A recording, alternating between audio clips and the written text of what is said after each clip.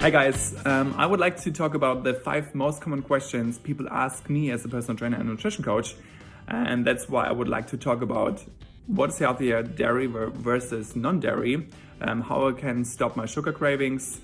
Third would be how can I lose weight fast, obviously fast, emphasized.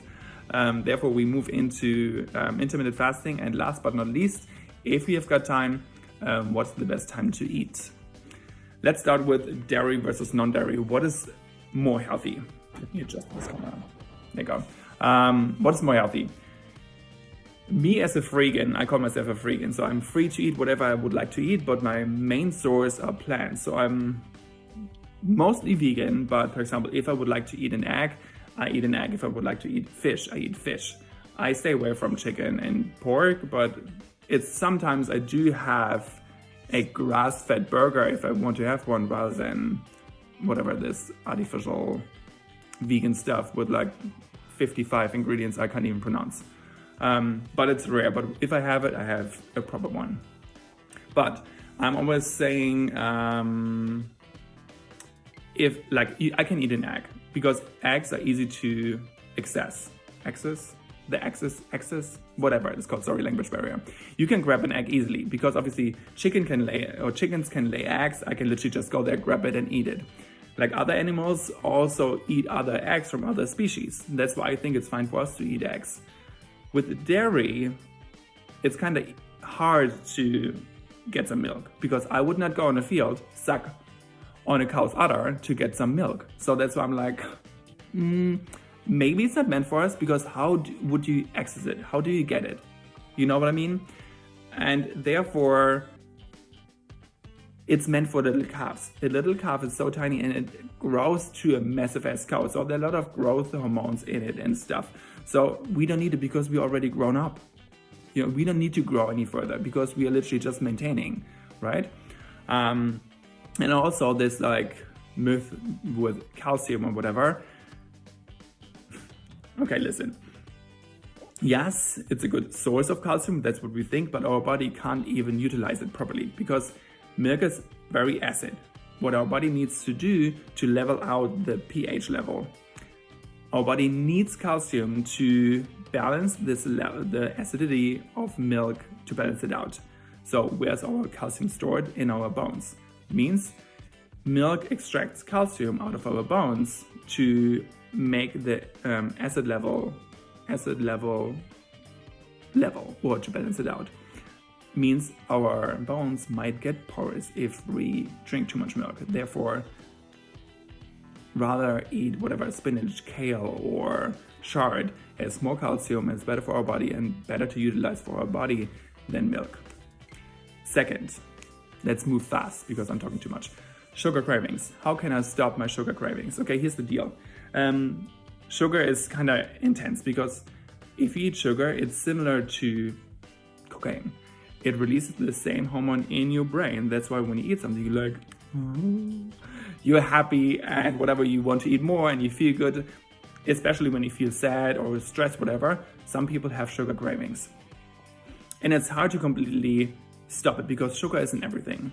It's like, it's a cult, you know, it's a big money-making machine. It's in everything, sugar. But to cut it short, I give you some tips. What I always do, if I have sugar cravings, first of all, you have to figure out, is it a craving or am I actually hungry? Because your body can't decide if you're hungry or if it's a craving. I'm sure you had those days when you were at home or whatever at work and you were like, oh my God, I'm so hungry. And then all of a sudden, oh no, I have to finish this. 4 hours later, you're like, it's 4 o'clock, I haven't eaten anything. That's the same, so with cravings or hunger feeling. If you distract yourself for like more than 15 minutes, your craving will disappear. So you will not think about it anymore. So what I sometimes do, if I have a craving of like, oh, I want like whatever, a brownie or whatever, I just read a book or do something important or whatever, do like whatever, 15 burpees or whatever. And then your craving will disappear. If it will pop up again, you might actually be hungry. So you might have to eat something. So think back and it's like, have I actually eaten something beforehand? If you haven't eaten anything the whole day, so most likely you are hungry, it's not a craving. That's why never go grocery shopping when you're hungry. You know what like ends up in your carriage, right? That's like the same with me.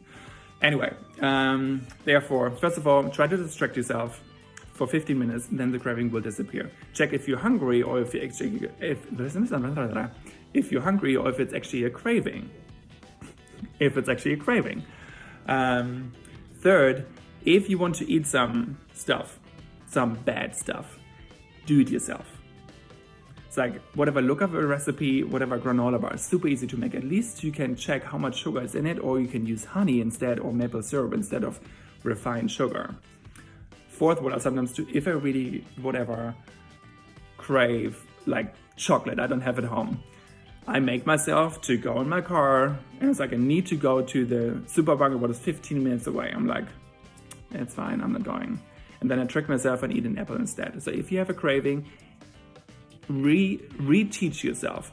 Eat like a fruit instead of what you usually crave. And last but not least, most likely your craving will start with a specific time of the day. For example, when I'm binge watching Netflix, you feel like, oh, I want to eat something, and then all of a sudden, bam, bam, bam, bam, bam. So once you sit down, your body knows usually that's the time when you crave, and when you eat sweets, when you treat your body. That's why you have to reteach yourself and maybe have something else. Apple, fruits, whatever, or like tiny portions. Don't buy the big bag from Costco, buy something small. Once you have the small one, you're fine. Sugar cravings. Third, how to lose weight fast. Just stop eating. I mean, that's all you have to do. To break it down a bit, how to lose weight fast. Well, first of all, obviously, calorie intake versus calorie outcome. So it's like, if you burn more calories, you will lose more weight. If you eat too many calories, so intake is too high, you will not lose weight because you don't burn enough. So if you have a sedentary job and you sit a lot, but you still keep eating all this processed food, you will not lose weight. So you have to cut short your calorie intake. First of all, stay away from processed foods because there are a lot of hidden calories. Sweets as well, I mean, it's processed food. That's why eat real and living food. That's what I would say. Like a lot of greens, a lot of fruits, a lot of organic grains and whole grains. Then you're fine. Then you already have less calories. And at least work out 30 minutes a day. Because obviously, the more you work out, the more calories you burn, the less calorie intake, or the intake will reduce, and you balance it out, and you might have burn more calories than you eat. That's how you burn calories. And the thing is, with exercising, a good tip, do some HIIT training, high intensity interval training. Because, so what do you do? Here's the thing, what do you do? For example, choose 5 exercises. You perform each exercise 40 seconds, have a 20-second break. 40 seconds, 20 seconds break. 40 seconds, 20 seconds break. 40 seconds, 20, 40, 20, 40, 20. 5 exercises done. Then you can give yourself a 2-minute break. And then you do this round, 4 more times. It's a good, maybe 20-minute workout. A little warm up before and a little relax after. It's like 30 minutes. And then you're good to go. What HIIT training does, it even burns up to 24 hours after. That was totally wrong. Sorry, language barrier. I'm German, that's why. It burns calories up to 24 hours after you work out. That's why it is so effective. Do some HIIT training. Choose whatever exercise, most likely whatever, jumping jacks, burpees, jump squats, lunges, whatever, clap push-ups, or just go for a run. You can also just speed it up for 20 meters and then jog easily. Speed it up for 20 meters, jog easily. Super easy. Therefore also intermittent fasting. I'm just rushing because I'm talking already 9 minutes. Intermittent fasting. What intermittent fasting does, you don't eat for up to 14 or 16 hours. Men 16 hours, women 14 hours. And because you eat for so long, or you don't eat for so long, you obviously have most likely no breakfast. So you're short on 1 meal per day. That's why you have less calories during the day. That's why intermittent fasting helps you to lose weight as well. Also, intermittent fasting has a nice benefit because you're not eating, your body actually has time to maintain itself. like to reproduce new cells, to get rid of any toxins, to get rid of any old cells, to flush it out.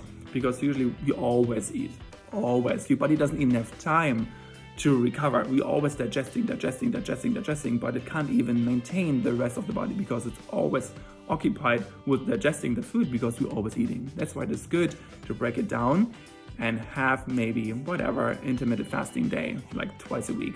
I, to be honest, sometimes do it 5 days a week or even 7 days a week because it's easy. It's like a routine. Once you do it, it's perfect. You just keep your routine up. I stop eating, for example, at like 6, and then I can start eating again the next day at 10 for breakfast. Okay? As a man, women, you could start at 8. Last and fast. What's the best time to eat? It's like an Ayurvedic thing.